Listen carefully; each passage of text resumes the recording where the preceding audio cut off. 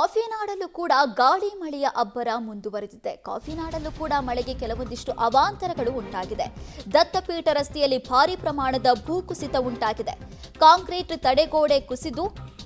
Concrete ತಡೆಗೋಡೆಯನ್ನ ನಿರ್ಮಾಣ ಮಾಡ್ತಾ ಇದ್ರು. ಅದೇ ಜಾಗದಲ್ಲಿ ಭಾರಿ ಭೂಕುಸಿತ ಉಂಟಾಗಿರೋದು. ಈಗ ಜಿಲ್ಲಾಡಳಿತದ ನಿರ್ಲಕ್ಷ್ಯದ ವಿರುದ್ಧ ಗ್ರಾಮಸ್ಥರು ಹಾಗೂ ಪ್ರವಾಸಿಗರು ತೀವ್ರ ಆಕ್ರೋಶವನ್ನ ವ್ಯಕ್ತಪಡಿಸ್ತಾ ಇದ್ದಾರೆ. ಜೆಸಿಬಿ ಯಂತ್ರದ ಮೂಲಕ ಮಣ್ಣನ್ನ ತೆರವು ಮಾಡುವ ಕಾರ್ಯ ನಡೀತಾ ಇದೆಯಂತೆ.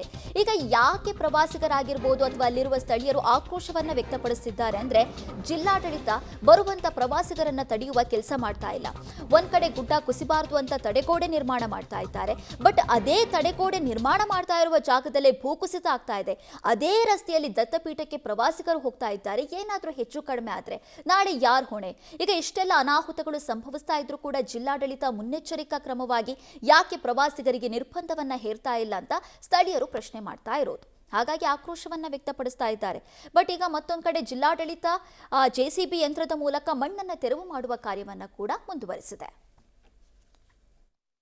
2 ದಿನಗಳಿಂದ ನಿರಂತರವಾಗಿ ಮಳೆ ಸುರಿಯುತ್ತಿರೋದ್ರಿಂದ ಇಡೀ ಜಿಲ್ಲಾದ್ಯಂತ ನಾನಾ ರೀತಿಯ ಅನಾಹುತಗಳು ಕೂಡ ಸಂಭವಿಸ್ತಿರುವಂಥದ್ದು. ಆದರೆ ನಾನು ಈಗಿರುವಂಥ ಒಂದು ಮಾರ್ಗ ಚಿಕ್ಕಮಗಳೂರು ತಾಲೂಕಿನಿಂದ ದತ್ತಪೀಠ ಮತ್ತು ಮುಳ್ಳಯ್ಯನಗಿರಿ ಮಾರ್ಗಕ್ಕೆ ಸಂಪರ್ಕ ಕಲ್ಪಿಸುವಂಥ ಕವಿಕಲ್ ಗಂಡಿ ಮಾರ್ಗದ ಬಳಿ ಇರುವಂಥದ್ದು. ನಾವು ನೋಡ್ಬೋದು, ಇಲ್ಲೂ ಕೂಡ ಕಳೆದ 1.5-2 ತಿಂಗಳಿಂದ ಕೂಡ ಸಾಧಾರಣವಾಗಿ ಇದ್ದಂಥ ಮಳೆ ಕಳೆದ 3-4 ದಿನಗಳಿಂದ ಮುಳ್ಳಯ್ಯನಗಿರಿ ತಪ್ಪಲಿನಲ್ಲಿ ನಿರಂತರವಾಗಿ ಅಂದರೆ ಭಾರಿ ಪ್ರಮಾಣದಲ್ಲಿ ಮಳೆ ಸುರಿತಾ ಇರೋದ್ರಿಂದ ಈಗಾಗಲೇ ಭೂಮಿಯ ತೇವಾಂಶ ಹೆಚ್ಚಾಗಿ ಮುಳ್ಳಯ್ಯನಗಿರಿ ಮಾರ್ಗದಲ್ಲೂ ಕೂಡ ಅಲ್ಲಲ್ಲೇ ಬೆಟ್ಟ ಗುಡ್ಡಗಳು ಕುಸಿತಿರುವಂಥದ್ದು. ನಾವು ಈಗ ನೋಡ್ತಿರುವಂಥ ದೃಶ್ಯನೂ ಕೂಡ ಸುಮಾರು 40-50 ಅಡಿ ಅಗಲಕ್ಕೆ ಮತ್ತು ಸುಮಾರು 70-80 ಅಡಿ ಮೇಲ್ಭಾಗದಿಂದ ದರೆ ಕುಸ್ತಿ ಬಿದ್ದಿರೋದ್ರಿಂದ ಈಗಾಗಲೇ ನಿನ್ನೆಯಿಂದಲೂ ಕೂಡ ಈಗ ಕಾರ್ಯಾಚರಣೆ ನಿರಂತರವಾಗಿದ್ರು ಕೂಡ ಇನ್ನು ಸಂಪೂರ್ಣವಾಗಿ ಕಾರ್ಯಾಚರಣೆ ಮುಗಿಸೋಕೆ ಸಾಧ್ಯ ಆಗದಲ್ಲೇ ಇರುವಂಥದ್ದು.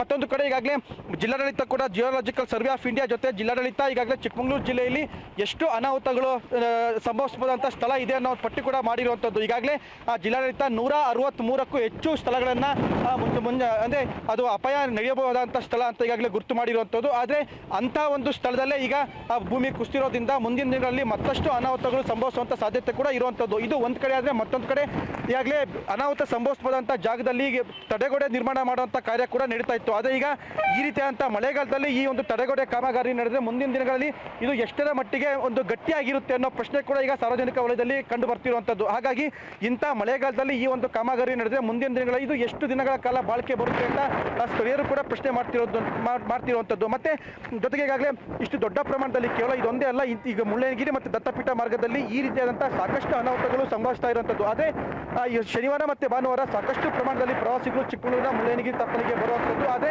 ಈ ರೀತಿಯಾದಂಥ ಅನಾಹುತಗಳು ಸಂಭವಿಸಿದ್ರು ಕೂಡ ಕಾಮಗಾರಿಗೆ ಸಾಕಷ್ಟು ಸಮಸ್ಯೆ ಆಗ್ತಾ ಇದ್ರು ಕೂಡ ಜಿಲ್ಲಾಡಳಿತ ಪ್ರವಾಸಿಗರನ್ನು ಸಂಪೂರ್ಣವಾಗಿ ನಿರ್ಬಂಧ ಹೇರದೇ ಇರುವಂಥದ್ದು ಕಾಮಗಾರಿಗೂ ಕೂಡ ಸಮಸ್ಯೆ ಆಗಿರುವಂಥದ್ದು. ಹಾಗಾಗಿ ಮುಂದಿನ ದಿನಗಳಲ್ಲಾದರೂ ಮಳೆ ಪ್ರಮಾಣ ಹೆಚ್ಚಾದಾಗ ಭೂಮಿ ಏನು ಬೆಟ್ಟ ಗುಡ್ಡಗಳು ಕುಸಿಯುವಂಥ ಜಾಗ ಅಂದರೆ ಹೆಚ್ಚಾಗಿರೋದ್ರಿಂದ ಪ್ರವಾಸಿಗರು ಕೂಡ ಅಂದರೆ ಪ್ರವಾಸಿಗರಿಗೆ ನಿರ್ಬಂಧ ಇರಬೇಕು ಅನ್ನೋದು ಸ್ಥಳೀಯರು ಮತ್ತು ಪರಿಸರವಾದಿಗಳ ಆಗ್ರಹ ಕೂಡ ಆಗಿರುವಂಥದ್ದು. ಕ್ಯಾಮರಾಮನ್ ಪುನೀತ್ ಜೊತೆ ನಾರಾಯಣಗೌಡ, ಪಬ್ಲಿಕ್ ಟಿವಿ, ಚಿಕ್ಕಮಗಳೂರು.